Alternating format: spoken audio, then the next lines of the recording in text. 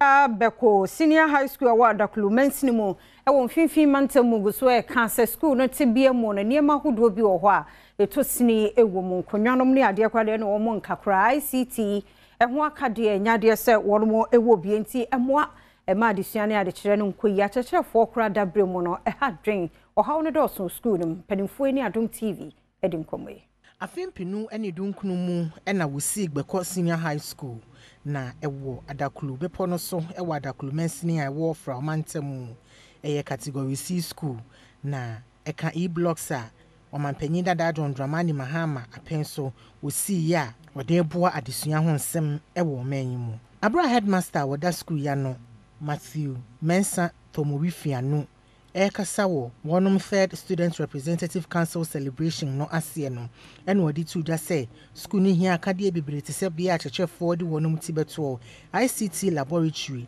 any afufuro bi e ka ho ne sentia ban emeye wonum emwa. There are a myriad of challenges facing the school. Number one is the access road to campus. When it rains, one cannot access the school. The access road is therefore very paramount to us.